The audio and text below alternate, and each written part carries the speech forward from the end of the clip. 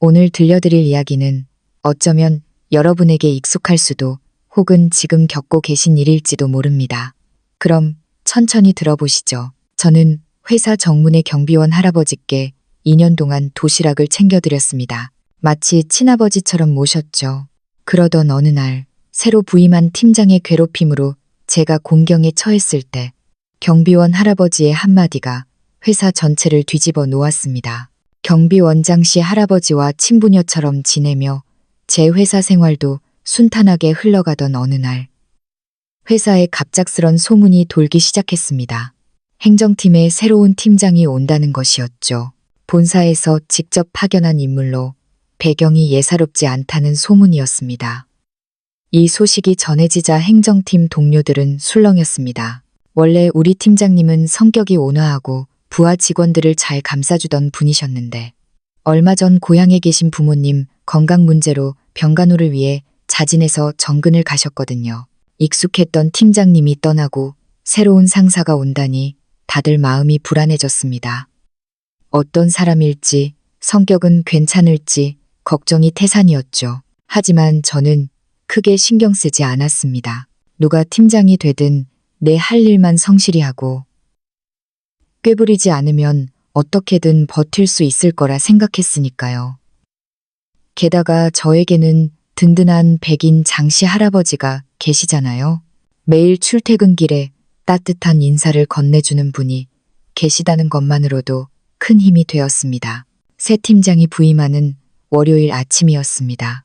평소처럼 일찍 일어나 아침밥을 준비하면서 장씨 할아버지 몫까지 넉넉히 챙겼습니다. 회사 정문에 도착하니 할아버지는 이미 경비실에서 저를 기다리고 계셨습니다. 저를 보자마자 눈가에 주름이 잡히도록 환하게 웃으시며 도시락을 받으셨죠. 서연이 왔구나. 좋은 아침이야. 오늘은 무슨 맛있는 걸 해왔을까? 할아버지, 오늘 옥수수 죽 좀 끓였어요. 좋아하시는 장조림도 좀 썰어 넣었고요. 죽이랑 같이 드시면 아주 맛있을 거예요.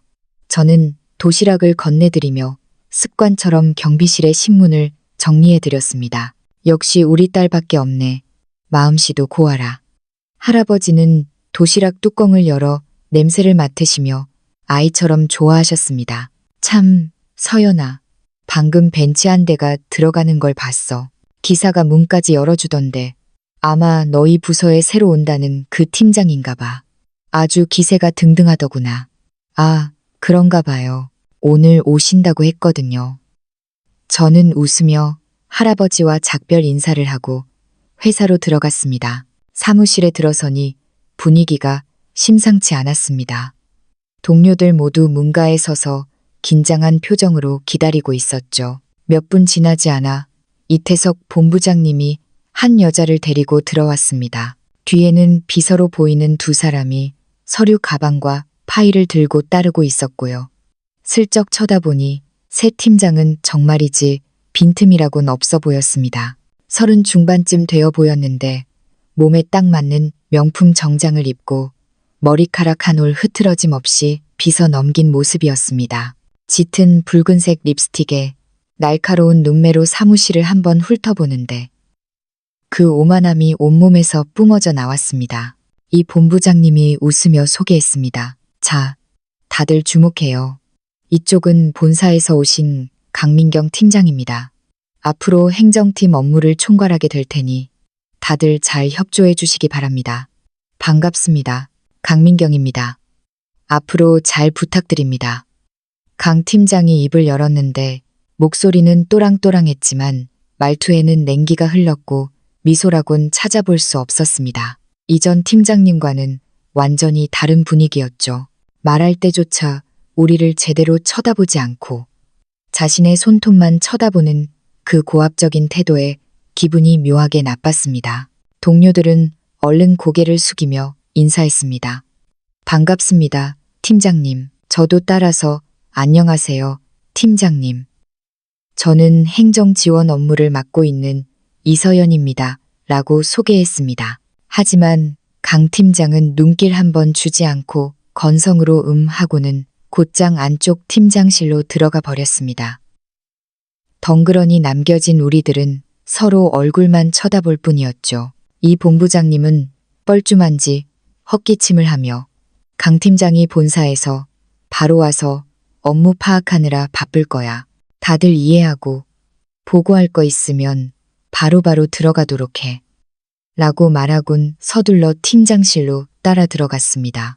한 30분쯤 지났을까 팀장실 문이 열리고 강민경 팀장이 걸어 나왔습니다. 손에 든 서류 뭉치를 제 책상 위에 툭 던지더군요. 이서연 씨라고 했죠? 이 서류 20부 복사해서 10분 안에 각 부서 팀장 책상 위에 올려놓으세요. 한 부도 빠뜨리면 안 됩니다. 서류를 집어들어 보니 새로운 사내 행정 규정에 관한 내용이었는데 두께가 상당했습니다. 이걸 20부나 복사해서 8개 부서에 돌려야 하는데 10분이라니요. 물리적으로 불가능한 시간이었습니다. 저는 다급하게 말했습니다. 팀장님, 이 서류량이 좀 많은데 20부 복사해서 배포까지 하기에 10분은 좀 빠듯할 것 같습니다. 시간을 조금만 더 주실 수 있을까요? 시간을 더 달라고요? 강 팀장은 눈썹을 치켜 올리며 경멸 어린 눈빛으로 저를 쏘아보았습니다. 이서연 씨, 이력서 보니까 회사 다닌 지 3년이나 됐던데 이런 사소한 일 하나 10분 안에 처리 못합니까? 평소에 일은 어떻게 한 거죠? 목소리가 어찌나 큰지 사무실 동료들이 다 쳐다보았습니다. 얼굴이 화끈거려 쥐구멍에라도 숨고 싶었습니다. 하지만 이제 막 부임한 상사에게 말대꾸했다가는 본보기로 찍힐 게 뻔했기에 꾹 참았습니다. 알겠습니다. 지금 바로 하겠습니다. 저는 이를 악물고 서류를 들고 복사실로 뛰었습니다. 하필 복사기는 자꾸 종이가 걸리고 시간은 속절없이 흘러갔습니다. 손에 땀을 쥐며 간신히 20부를 복사한 뒤 서류 뭉치를 안고 각 부서를 향해 미친 듯이 뛰었습니다. 하이힐이 벗겨질 뻔한 걸 겨우 추스르며 마지막 재무팀장실에 서류를 놓고 제 자리로 돌아왔을 때 정확히 10분이 지나 있었습니다. 강 팀장은 언제 왔는지 제 뒤에 서서 차갑게 말했습니다. 그래도 효율은 좀 있네요. 하지만 다음부터는 명심하세요. 내가 시킨 일은 반드시 제 시간에 완수해야 합니다. 예외는 없어요. 저는 숨을 헐떡이며 고개를 끄덕였습니다. 알겠습니다, 팀장님. 그녀는 더 이상 말없이 돌아섰는데 지나가면서 일부러 제 어깨를 툭 치고 갔습니다. 손에 들고 있던 물컵을 떨어뜨릴 뻔했죠. 서러움이 밀려왔습니다.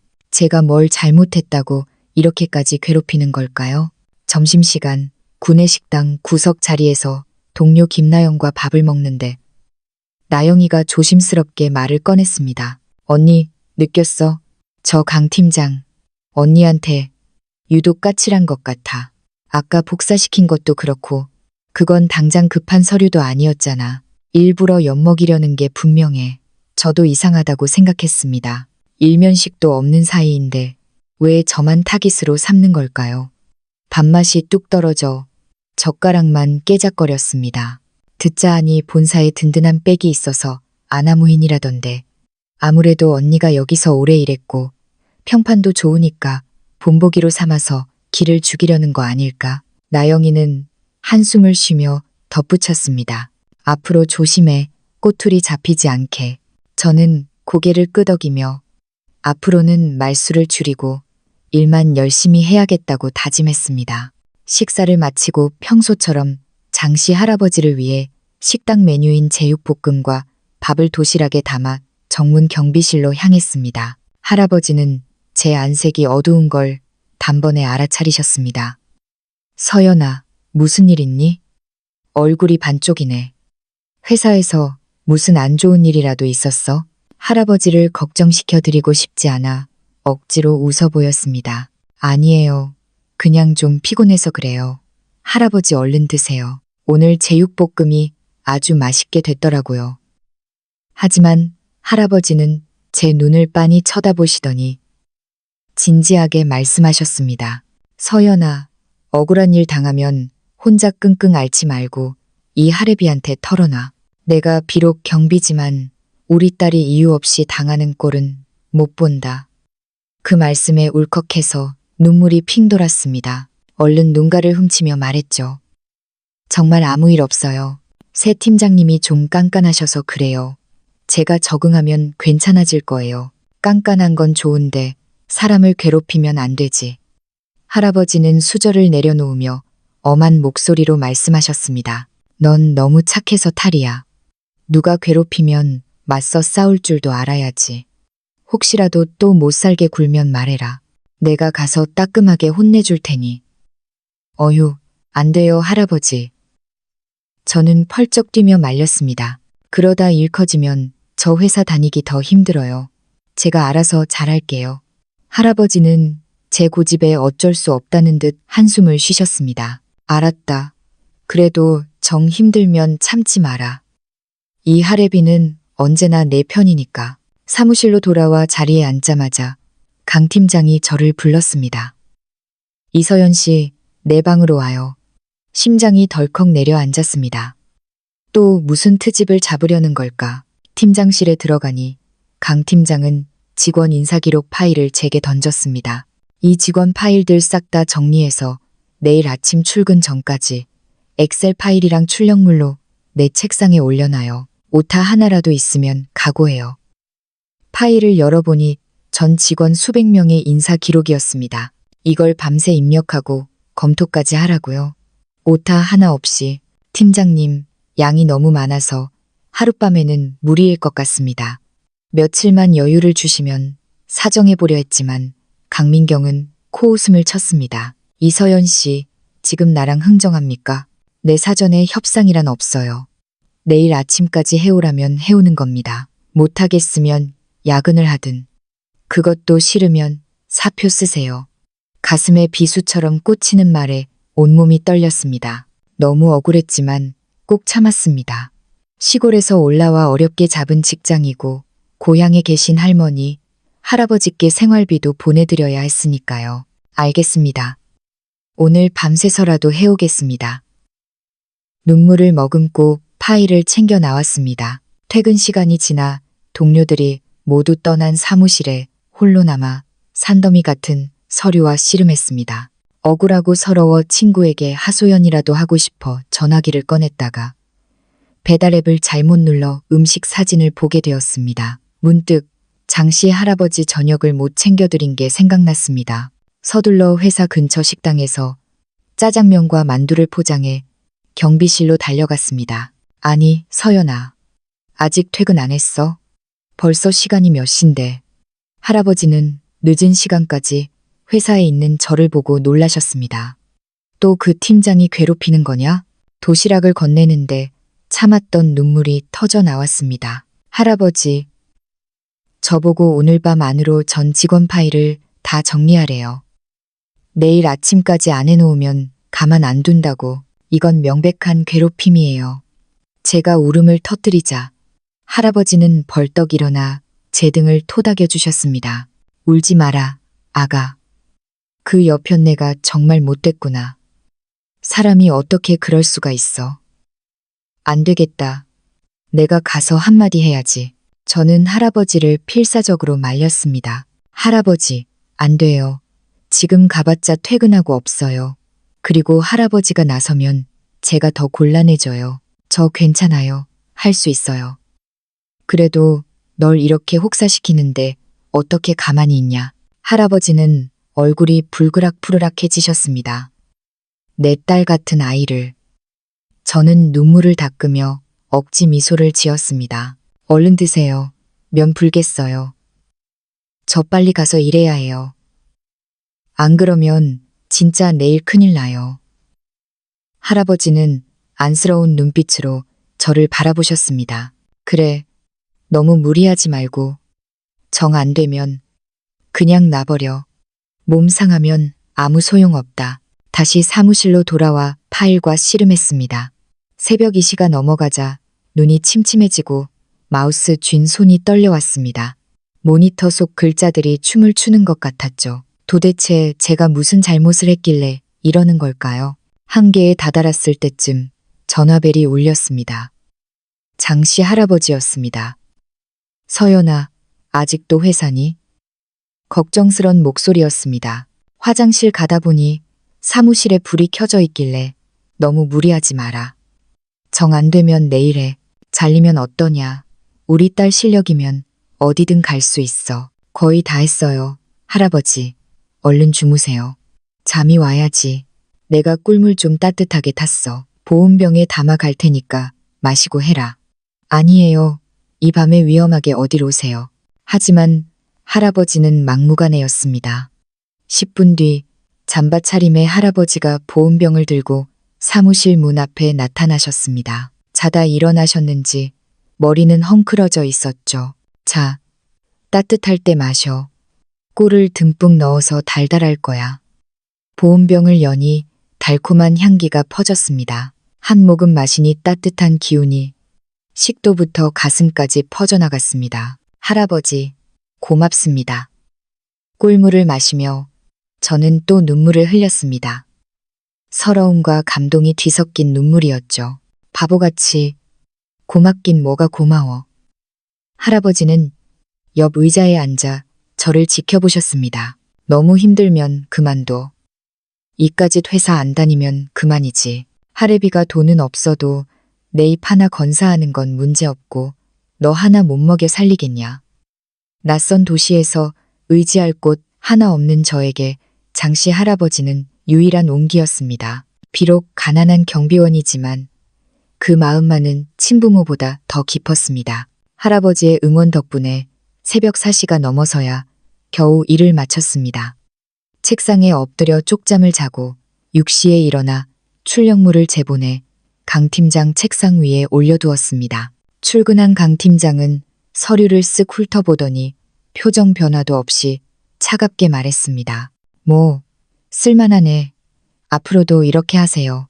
속으로 두고 보자를 외치며 자리로 돌아왔습니다. 이건 시작에 불과했으니까요. 강민경이 부임한 지 일주일도 안 되어 저는 완전히 동네북이 되었습니다. 그녀의 괴롭힘은 날이 갈수록 교묘해졌습니다. 공은 가로채고 멋진 일은 떠넘기고 어떻게든 저를 망신주려 안달이 난 것 같았습니다.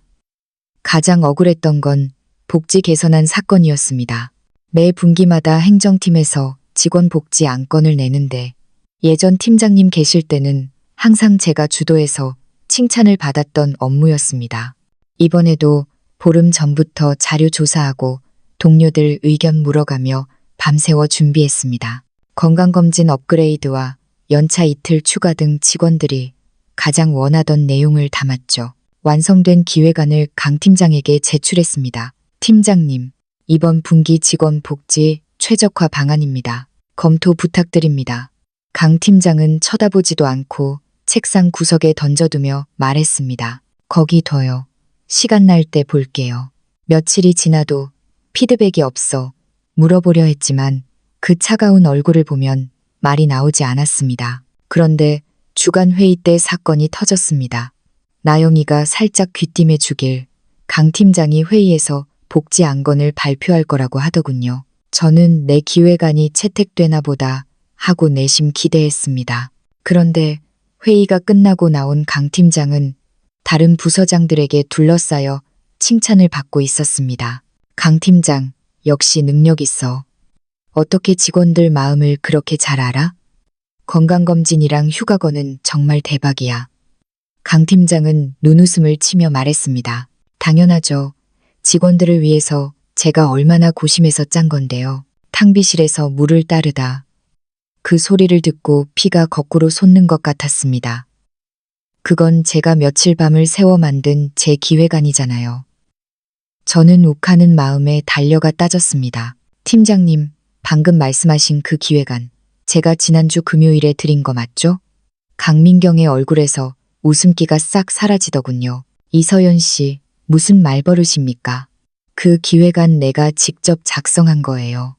왜 숟가락이라도 얹고 싶어요? 하지만 그 안에 있는 내용들, 제가 다 조사하고. 그만. 강 팀장이 말을 끊으며 소리쳤습니다. 이서연 씨, 회사 생활 헛했나? 팀장이 기획하는데 밑에 직원이 자료 조사 좀 돕는 건 당연한 거 아닌가? 그걸 가지고 자기 공이라고 우기다니 승진의 눈이 멀었구만. 소란에 동료들이 몰려들었습니다. 얼굴이 홍당무가 된 저는 더 따지고 싶었지만 강 팀장은 기회를 주지 않았습니다. 이번엔 그냥 넘어가지만 또 헛소리하고 다니면 인사고과에 반영할 줄 알아요. 그녀는 궤 돌아가 버렸습니다. 분해서 온몸이 떨렸습니다. 나영이가 달려와 저를 말렸습니다. 언니, 참아. 지금 맛부터 받자. 언니만 손해라니까. 저 사람 팀장이고 백도 있잖아. 눈물을 삼키며 돌아설 수밖에 없었습니다. 제가 아무리 억울해도 힘없는 평사원일 뿐이니까요. 하지만 공가로채기는 약과였습니다. 며칠 뒤 강 팀장은 저에게 서류 뭉치를 또 던졌습니다. 다음 달 회사 송년회 이서연 씨가 전담해서 진행하세요. 열어보니 기가 막혔습니다. 시내 컨벤션 센터에서 전 직원 200명 규모로 공연팀 섭외, 식사, 선물까지 다 준비해야 하는데 예산은 작년보다 30%나 삭감된 상태였습니다. 게다가 준비 기간은 고작 한 달. 원래 셋이서 2달 동안 준비하던 일인데 이걸 혼자, 그것도 깎인 예산으로 하라니요. 팀장님, 혼자서는 무리고 예산도 너무 적습니다. 인원 보충이나 예산 조정이 필요합니다. 회사가 긴축 경영 중이라 예산은 그게 답니다. 능력껏 하세요. 그리고 다른 직원들은 다 바쁜 거 안 보여요? 못하겠으면 말해요. 다른 사람 시킬 테니 무능하다고 보고하고. 이건 명백한 함정이었습니다. 맡아서 실패하면 제 책임이고 못하겠다고 하면 무능력자로 찍어 내보내려는 수작이었죠. 저는 선택의 여지가 없었습니다. 알겠습니다. 해보겠습니다. 자리로 돌아와 멍하니 앉아 있는데 나영이가 쪽지를 건넸습니다. 송년회, 저거 독이 든 성배야. 작년에도 예산 부족해서 욕만 먹었어. 강 팀장이 언니한테 덤탱이 씌우려는 거야. 저도 압니다. 하지만 시골에 계신 조부모님 병원비를 생각하면 회사를 그만둘 수가 없었습니다.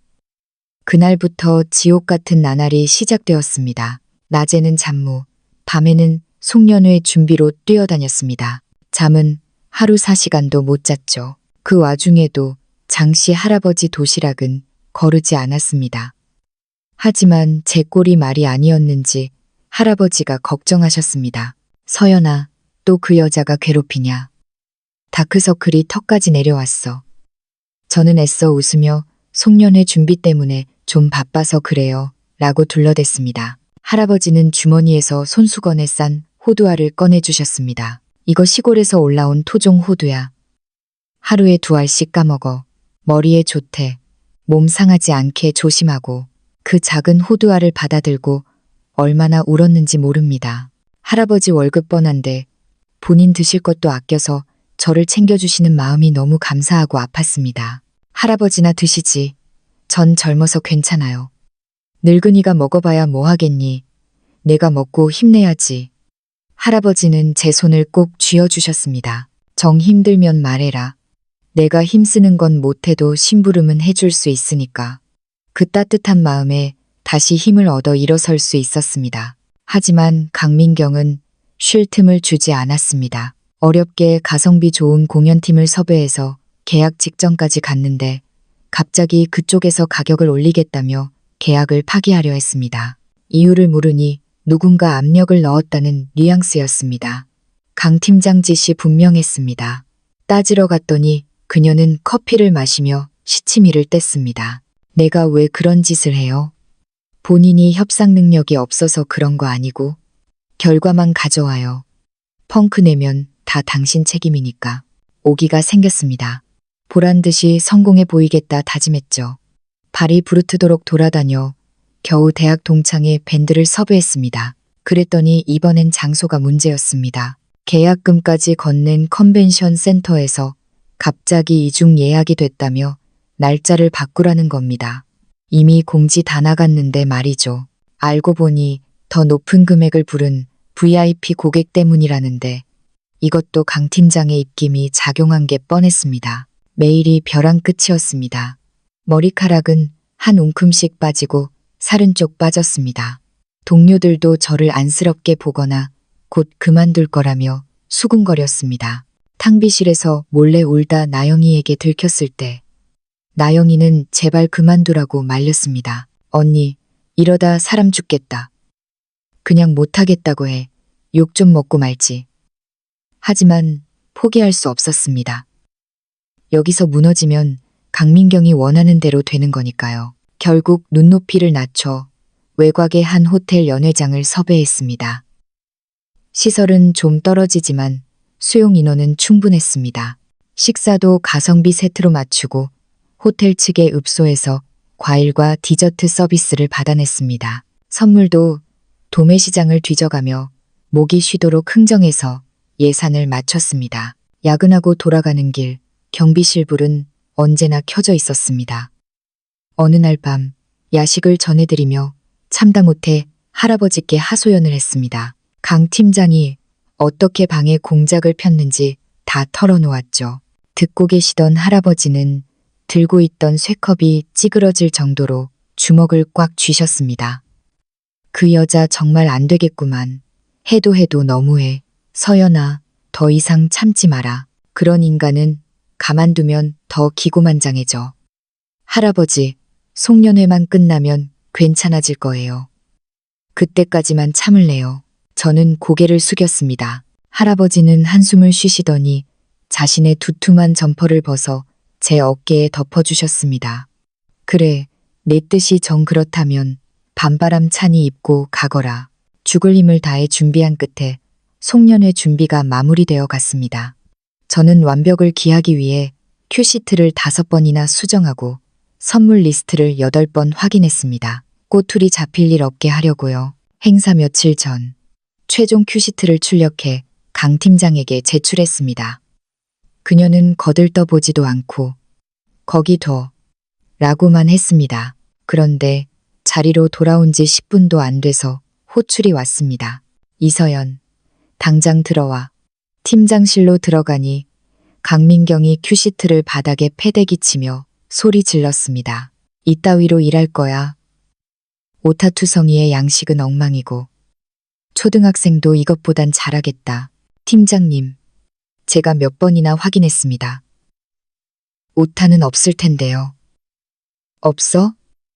그녀는 빨간 펜으로 종이 한 곳을 벅벅 그으며 들이밀었습니다. 여기 직원 입장 순서할 때 서자가 틀렸잖아. 이런 기본적인 것도 틀리면서 3년 차라고. 자세히 보니 오타가 아니었습니다. 폰트 때문에 약간 뭉개져 보일 뿐 정확히 쓴 글자였습니다. 억울해서 설명하려는데 강 팀장이 목소리를 높였습니다. 어디서 말대꾸야. 정신머리가 썩었어. 당장 다시 해와. 오늘 퇴근 전까지 100부 다시 뽑아서 제보내놔. 하나라도 틀리면 이번 달 월급 깎일 줄 알아. 문을 열어놔서 밖에서도 다 들릴 정도였습니다. 수치심의 얼굴이 달아올랐습니다. 알겠습니다. 자리로 돌아오니 나영이가 휴지를 건넸습니다. 언니, 저거 억지야. 내가 봐도 오타 아니던데. 알아. 그냥 내가 참아야지. 점심도 거르고 빵 조각을 씹으며 큐시트를 다시 만들었습니다. 그래도 할아버지 점심은 챙겨야 해서. 아침에 싸온 도시락을 들고 몰래 경비실로 갔습니다. 할아버지는 퉁퉁 부은 제 눈을 보고 단번에 아셨습니다. 또 울었구나. 그 여자가 또 뭐라 했어? 아니에요. 잠을 못 자서 눈이 뻑뻑해서 그래요. 거짓말을 했지만 할아버지는 속지 않으셨습니다. 내 눈은 못 속인다. 무슨 일인지 말해봐. 결국 큐시트 사건을 털어놓자 할아버지는 책상을 내리치셨습니다. 안 되겠다. 내가 가서 단판을 지어야지. 어디서 사람을 개무시해. 할아버지가 일어나시려는 걸 제가 필사적으로 잡았습니다. 할아버지 제발요. 그러다 경비 아저씨 난동 부린다고 소문나면 저 진짜 회사 못 다녀요. 할아버지는 발을 동동 구르며 안타까워하셨습니다. 착한 게 죄지, 죄야. 알았다. 대신 또 괴롭히면 그땐 진짜 나한테 말해라. 이 늙은이가 뼈가 부서져도 내 억울함은 풀어줄 테니. 그날 오후 내내 큐시트를 다시 만들어 제출했습니다. 강 팀장은 훑어보더니 진작 이렇게 할 것이지 라며 비아냥거렸습니다. 괴롭힘은 멈추지 않았습니다. 대청소날 제가 회의실 바닥이 반질반질하도록 닦아놨는데 강민경이 들어오더니 구석에 종이 뭉치를 툭 던져놓고는 사람들을 불렀습니다. 이것 봐요. 행정팀 직원이 청소를 이따위로 합니다. 눈에 보이는 쓰레기도 안 치우고 평소에 일을 얼마나 대충 하는지 알겠네요. 방금 전까지 없던 쓰레기였습니다. 제가 방금 팀장님이 라고 하려 하자 그녀가 말을 잘랐습니다. 변명하지 마요. 청소하기 싫으면 싫다고 하지. 이달 고과 점수 깎일 줄 알아요. 실제로 월급날 제 성과급이 10만 원이나 깎여 있었습니다. 저에게는 큰 돈이었습니다. 팀장실로 달려가 따졌지만 강민경은 코웃음만 쳤습니다. 내가 평가자입니다. 내가 못했다면 못한 거예요. 억울하면 사장님한테 가서 이르든가. 사장님이 내 말을 믿을지 일개 사원 말을 믿을지 궁금하네. 정말 벽에 대고 소리치는 기분이었습니다. 그 무렵부터 장씨 할아버지가 달라지셨습니다. 제 하소연을 듣고만 계시지 않고 회사 사람들을 통해 강민경에 대해 캐묻기 시작하셨죠. 나영이에게 슬쩍 물어보기도 하고 청소 여사님, 기술팀 최 부장님 등 평소 친분 있는 사람들에게 강민경의 평판과 악행을 수집하셨습니다. 사람들은 하나같이 입을 모아 강민경을 욕했습니다. 본사에서 쫓겨나다시피 내려왔는데 여기서 왕노릇한다. 서현씨 기획안 가로챈 거 모르는 사람 없다. 등등. 할아버지는 이 모든 사실을 묵묵히 마음에 새기셨습니다. 그리고 어느 날 밤 야근하고 나오는 저를 기다리던 할아버지가 멸치 국수 한 그릇을 내주시며 의미심장한 말씀을 하셨습니다. 서연아, 절대 기죽지 마라. 그리고 사표 쓸 생각 절대 하지 마. 넌 잘못한 거 없다. 나가야 할 사람은 그 여자야. 내가 다 알아서 할 테니 넌 나만 믿어라. 저는 그저 할아버지가 저를 위로해 주시는 줄로만 알았습니다. 그러던 어느 날 결정적인 사건이 터졌습니다. 강 팀장이 갑자기 친절한 미소를 지으며 저를 불렀습니다. 이서연 씨, 이거 태성그룹이랑 맺을 5억 원짜리 계약서예요. 아주 중요한 거니까 오타 없는지, 페이지 빠진 거 없는지 꼼꼼히 확인해서 정리해줘요. 다 되면 나한테 가져오고 내가 직접 법무팀에 넘길 거니까. 이렇게 중요한 걸 저한테 맡기는 게 이상했지만 시키는 대로 했습니다. 눈이 빠져라 검토했고 완벽했습니다. 점심도 거르고 확인한 뒤 파일철에 넣어 강 팀장에게 전달했습니다. 확인했습니다. 이상 없습니다. 그녀는 대충 훑어보고는 수고했어요. 가봐요. 라고 했습니다. 그런데 오후 4시쯤 사무실이 발칵 뒤집혔습니다. 강민경이 소리를 지르며 나왔습니다. 누구야? 이거 누가 이랬어? 그녀는 제 책상에 계약서를 내동댕이 쳤습니다. 이서연, 당신 미쳤어? 계약서 핵심 조항 페이지가 통째로 없잖아. 네, 그럴 리가요. 제가 드릴 땐 분명히 있었습니다. 거짓말하지 마. 법무팀에서 확인해보니 그 페이지만 쏙 빠졌대. 당신 회사 망하게 하려고 작정했어. 태성그룹에서 계약 파기하겠다고 난리가 났어. 이 손에 당신이 다 물어낼 거야? 머릿속이 하얗게 변했습니다. 팀장님, 정말 아니에요. 저는 시끄러워. 이 본부장님한테 보고했으니까 그리 알아. 잠시 후 이태석 본부장이 사색이 되어 달려왔습니다. 강민경은 기다렸다는 듯 모함을 시작했습니다. 본부장님, 이서연이 앙심을 품고 고의로 서류를 누락시켰습니다. 이건 명백한 해사 행위예요. 저는 CCTV를 확인해달라고 울며 매달렸지만 강민경은 자리에 앉아서 서류 빼돌리는 게 CCTV에 찍히겠냐며 몰아붙였습니다. 이 본부장님은 곤란한 표정으로 저를 보시더니 일단 사태 수습이 먼저니 이서연 씨는 업무 정지하고 대기하세요. 징계위원회 열릴 겁니다. 라고 통보했습니다. 사실상 해고 예고였습니다. 5억이라니 평생 벌어도 못 갚을 돈인데 저는 넋이 나간 채 사무실을 나왔습니다. 정문 앞을 지나는데 장씨 할아버지가 뛰어나왔습니다. 서연아, 왜 벌써 나와? 얼굴이 왜 그래?